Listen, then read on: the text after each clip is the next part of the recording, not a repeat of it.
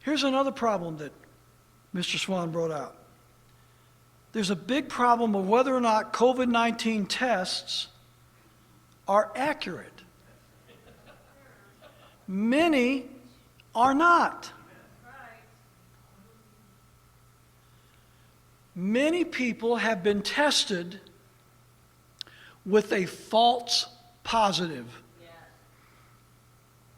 They are told they have coronavirus and they don't. Obviously, some do.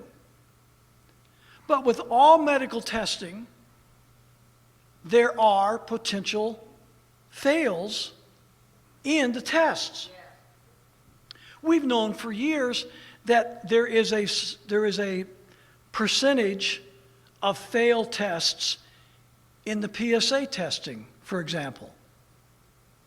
There are a lot of guys that go take a PSA test and it comes back positive and they don't have cancer. But it says that positive, you've got cancer. Obviously, many of those tests are accurate and it does detect cancer. But there is a percentage of those that give a false positive.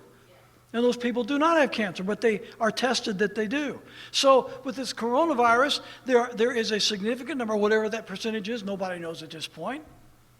But there's a significant percentage of people that are being told they have coronavirus because they took a test and that's a false positive. That is a major problem in the whole evaluation of the seriousness of this virus. We are making decisions based on flawed data.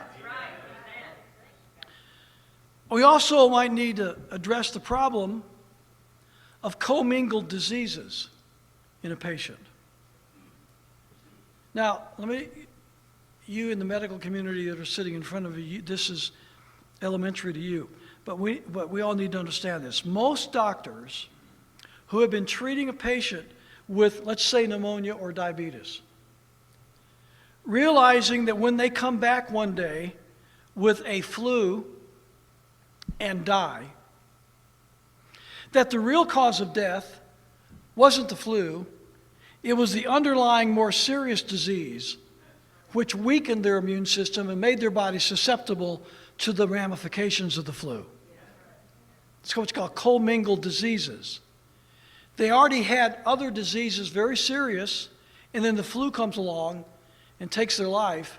The doctor doesn't put on their chart they were killed by the flu, but he puts on the chart they were killed by diabetes or heart disease or whatever the underlying cause was, because they know that that was the major cause of death, not the flu. The flu took advantage of their weakened condition. It's like those of us that are familiar with the war between the states, or the better term is the war of northern aggression. I had a guy write me this week. I read that in my column, and a guy, seriously, I mean, I'm not making fun of the guy. He was honest. He said, I never heard of the war of northern aggression. What was that? You call it the Civil War. Stonewall Jackson at Fredericksburg was shot ostensibly by his own troops accidentally. He was out in front of the lines pursuing the enemy. It turned dark. He finally had to come back. His subordinate said, it's not safe out here now. We're in enemy territory. We got to get back to our lines. They had routed the enemy at that point, and so he was on his way back.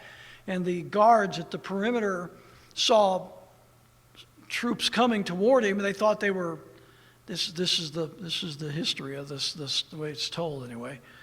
There's always conspiracy theories flying around about it, but that the Southern Army thought it was sentries, thought it was a northern unit coming, and they opened fire. One of the bullets took out the shoulder, and then the arm had to be amputated later of the left arm of Lieutenant General Thomas Stonewall Jackson. So he laid in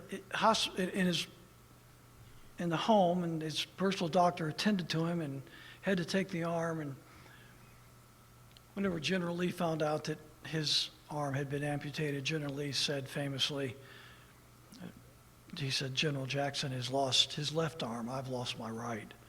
And anyway, so he actually recovered. His body was recovering from the wound, the gunshot wound in his shoulder. It was healing.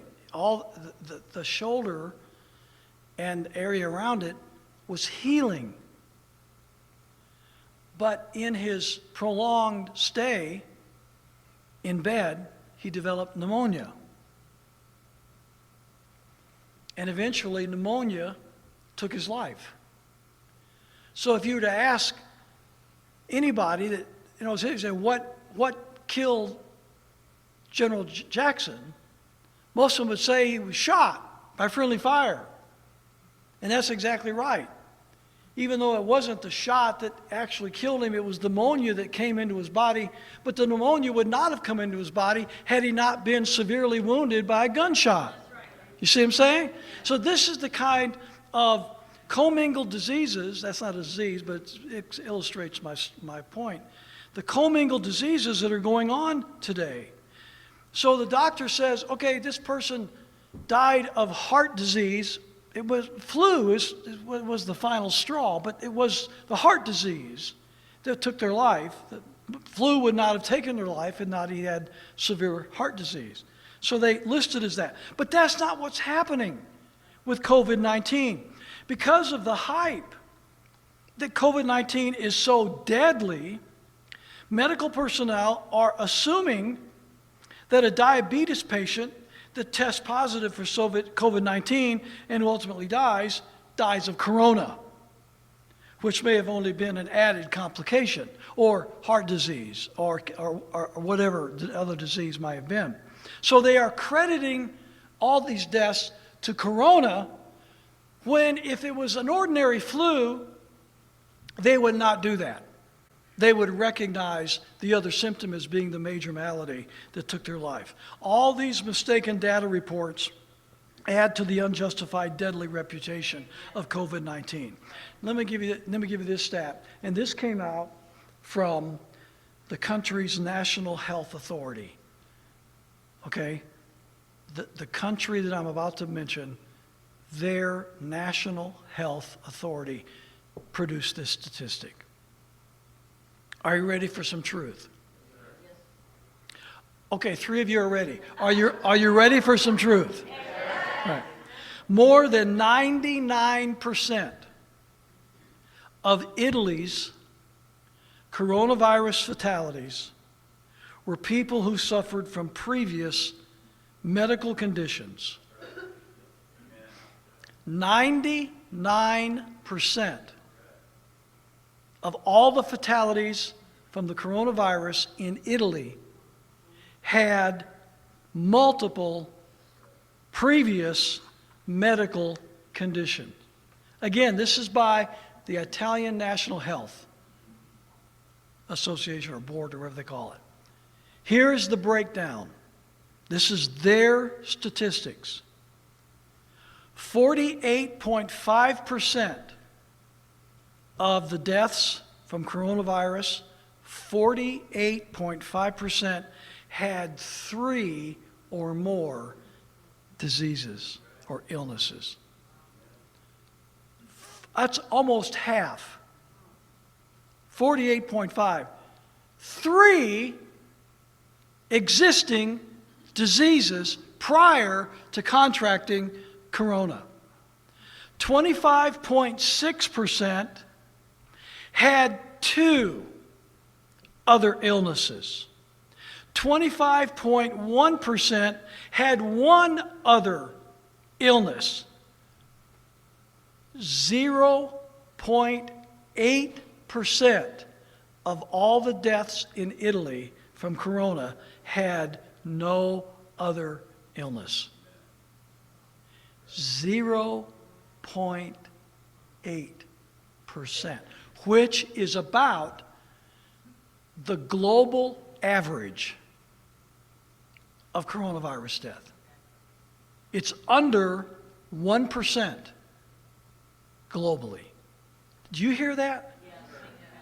We are bombarded with the news coming out of Italy and the destructive nature of the coronavirus in that country, and everybody in the United States is saying, not everybody, but all these fearmongers, they're saying, America is headed for another Italy. We're going to become just like Italy. We're going to have all these deaths just like Italy. This is going to be as bad in America as it is in Italy, okay? 0.8% did not have another illness. But wait a minute, I got one more stat for you. Of all of the deaths in Italy from corona, the median age of the people who died from corona, 80.5 years old.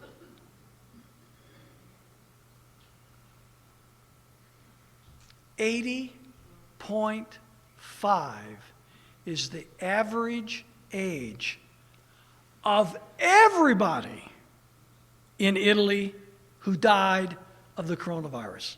Whether they had 3 diseases before or no diseases before, over 80 years of age was the median age of those who died from corona. Are you getting a picture here?